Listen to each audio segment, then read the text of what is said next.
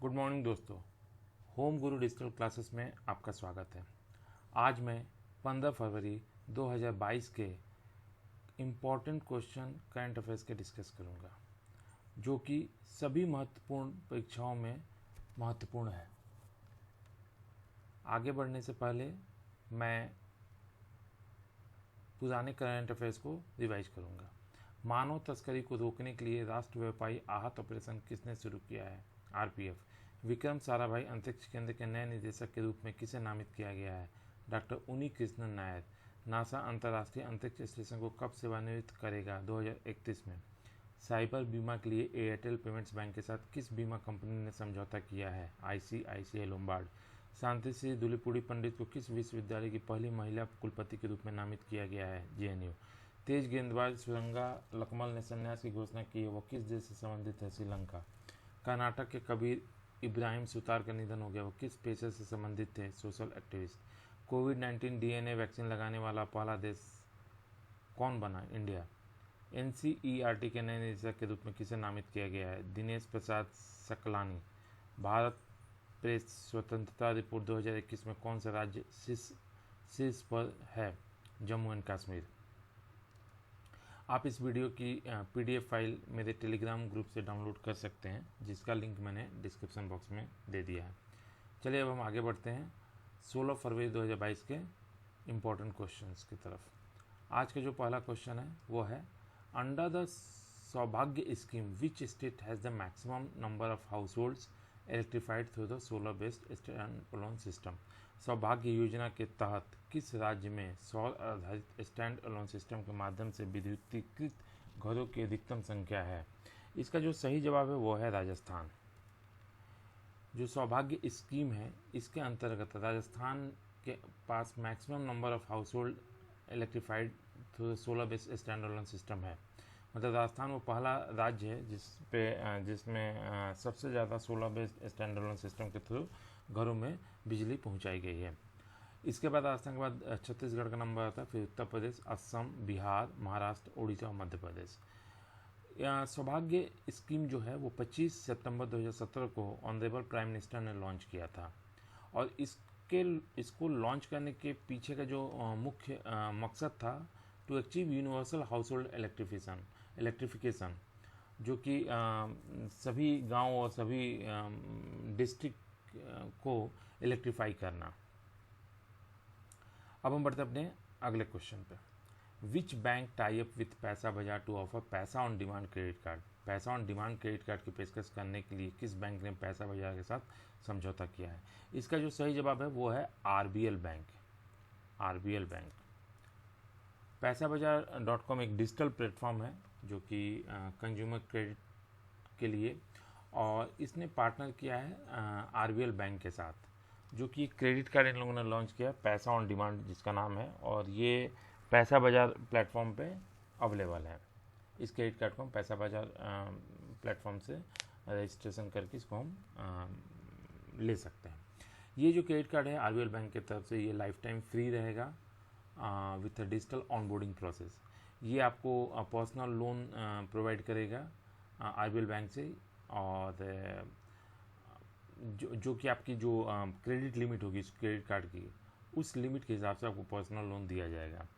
और वो normal personal loan rates होगा कस्टमर्स के लिए। पैसा बाजार का हेडक्वार्टर जो है वो गुरुग्राम हरियाणा में है, और पैसे बाजार .com के जो सीईओ को फाउंडर हैं नवीन कुकरेजा हैं। अब हम बढ़ते हैं अपने अगले क्वेश्चन पे। Which country became first country to allow drones in civilian air space? नागरिक हवाई क्षेत्र में ड्रोन की अनुमति देने वाला पहला देश कौन सा है? इसका जो सही जवाब है वो है इजराइल।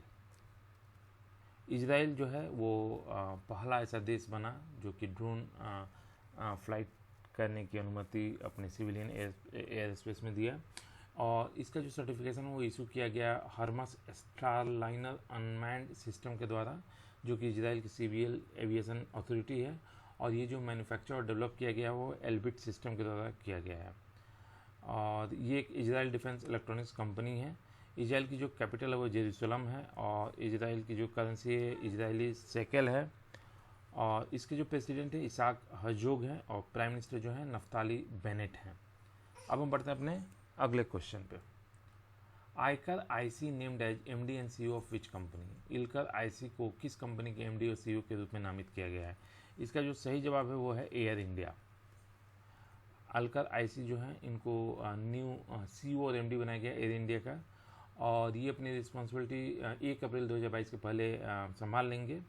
और अलकर आईसी जो हैं ये फॉर्मर चेयरमैन रह चुके हैं टर्किश एयरलाइंस के। और बात टाटा ग्रुप की हो रही तो टाटा ग्रुप के जो फाउंडर हैं वो जमशेदजी टाटा हैं, और ये फाउंड किया गया था 1868 मुंबई में, और इसका जो हेडक्वार्टर है वो मुंबई में है। अब हम बढ़ते हैं अपने अगले क्वेश्चन पे। Which telecom company tied up with SES for satellite based broadband service. Satellite आधारित ब्रॉडबैंड सेवा के लिए किस दूरसंचार कंपनी ने SES के साथ समझौता किया? इसका जो सही जवाब है वो है जियो। रिलायंस जियो ने टाई अप किया एक Luxembourg based satellite and telecom service provider है SES, जो कि satellite based broadband communication service provide करती है। वो अब इंडिया में भी सर्विस प्रोवाइड करेगी with the tie up of Reliance Jio. और इस एग्रीमेंट के तहत जियो प्लेटफॉर्म ने एक जॉइंट वेंचर बनाया है SES के साथ, जिसका नाम है जियो स्पेस टेक्नोलॉजी लिमिटेड, जिसमें जियो प्लेटफॉर्म लिमिटेड का जो होल्ड है वो 51% है और SES का 49% इक्विटी स्टेक है इस जॉइंट वेंचर में। टोटल जो वैल्यू है कॉन्ट्रैक्ट की वो $100 मिलियन की है। और रिलायंस जियो के जो फाउंडर मुकेश अंबानी हैं, और इसके जो ये फाउंड किया गया था 2007 अहमदाबाद में। अब हम बढ़ते हैं अपने नेक्स्ट क्वेश्चन पे। Which ministry to set up country's biggest wrestling academy. देश की सबसे बड़ी कुश्ती अकादमी की स्थापना कौन सी मंत्रालय करेगी? तो इसका जो सही जवाब है वो मिनिस्ट्री ऑफ रेलवे है। जो मिनिस्ट्री ऑफ रेलवे ने अप्रूव किया है to set up a state of art wrestling academy, जो कि भारत में सेटअप करेगी, और ये किशनगंज दिल्ली में सेटअप करेगी।